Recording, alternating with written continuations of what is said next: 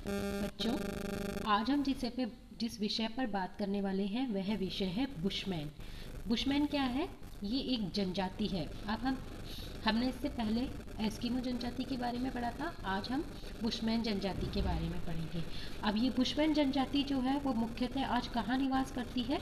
आज मुख्यतः बुशमैन जनजाति कालाहारी मरुस्थल के उजाड़ पर्यावरण और दक्षिणी पश्चिमी अफ्रीका के उपोष्ण घास के मैदानों तक सीमित है। सामान्य दृष्टि में बुशमैन में कई बातों में निग्रिटो जाति से समानता पाई जाती है। ये लोग नाटे कद के होते हैं। तो बुशमैन जनजाति अफ्रीका के कालाहारी मेरुस्थल में पाई जाती है। अब हम इनके निवास क्षेत्र यानी हैबिटाट की बात करते हैं। बुशमैन दक्षिणी अफ्रीका संघ के उत्तर पश्चिमी भाग में, दक्षिणी पश्चिमी अफ्रीका में तथा आसपास फैले उत्तरी क्षेत्र के वीरान प्रदेश में पाए जाते हैं। ये लोग बासुतोलैंड, नेटाल और दक्षिणी रोडेशिया के सुदूर उत्तर और पूर्वी भाग की ओर तथा बोत्सवाना में फैले हैं। बुशमैन लोगों का प्रदेश लगभग 18 डिग्री दक्षिणी अक्षांश से 27 डिग्री अक्षांश तक बचूना लैंड में स्थित है। कालाहारी प्रदेश का धरातल ऊंचा नीचा है। यह प्रदेश सफ़ेद या काली मिट्टी से ढका हुआ है। यहाँ बालू के टीले 100 फीट तक ऊंचे होते हैं। अन्य स्थानों पर जहाँ मालुई मिट्टी में कुछ घास उत्पन्न होती है, यहाँ की जलवायु अर्ध उष्ण कटिबंधीय है। केवल दक्षिण पश्चिम में ग्रीष्म ऋतु में वर्षा वाला क्षेत्र पाया जाता है। पूर्वी आधे क्षेत्र में वर्षा पर्याप्त होती है। पश्चिमी छोर पार्कलैंड के रूप में लुप्त हो जाता है, जो वर्षा की न्यूनता से धीरे धीरे पहले लंबी घास और कांटेदार झाड़ियों तथा बाद में पूर्णतः रेतीले और पथरीले मेरुस्थल के रूप में बदल जाता है। कालाहारी मेरुस्थल की उत्पत्ति बेचुआना लैंड से हुई है, जिसे साल्ट पैंस कहते हैं। यह प्रदेश 1,40,000 वर्ग मील क्षेत्र में फैला हुआ है, जिसमें 10,000 कालाहारी बुशमैन निवास करते हैं। यहाँ की घास बुशमैन घास के नाम से प्रसिद्ध है। शुष्क भाग में एक पौधा पाया जाता है जिसे मेलन्स कहते हैं। यहाँ ग्रीष्मकाल लंबा तथा शीतकाल बहुत छोटा होता है। अब ये था बुशमैन का निवास क्षेत्र की, ये कहाँ निवास करते हैं और वहाँ का प्राकृतिक वातावरण किस प्रकार का है।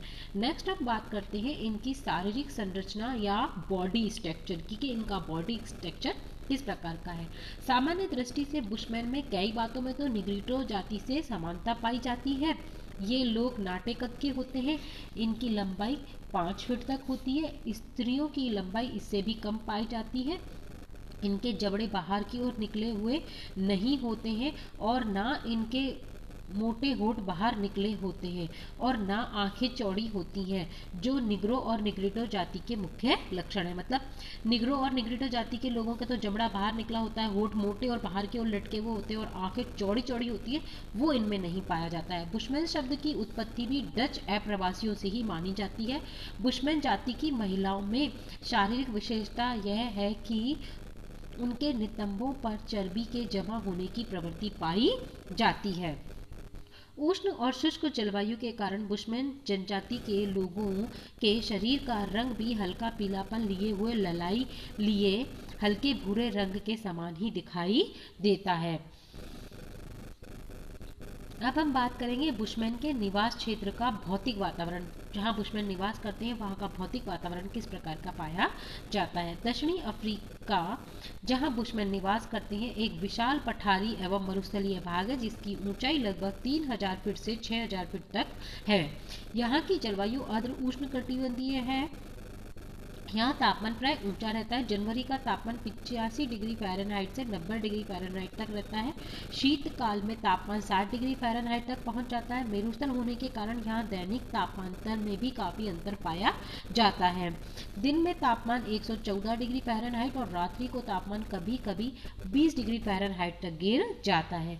यहाँ ग्रीष्म ऋतु, क्योंकि मरुस्थल है तो मरुस्थल दिन के समय तो बहुत तीव्र गति से गर्म होगा, इसलिए दिन में टेम्परेचर बहुत ज़्यादा बढ़ जाएगा, और रात है तो रात को टेम्परेचर का ह्रास बहुत ज़्यादा होगा। इसके कारण रात्रि में टेम्परेचर जो है, तापमान जो है, उसमें गिरावट बहुत ज़्यादा हो जाएगी। ग्रीष्म ऋतु यहाँ पर लंबी होती है और शीत ऋतु यहाँ पर छोटी होती है। जैसे एस्किमो में क्या था, इसके उल्टा था। वहाँ शीत ऋतु बहुत लंबी थी और ग्रीष्म ऋतु छोटी थी। यहाँ ग्रीष्म ऋतु लंबी और शीत ऋतु छोटी है।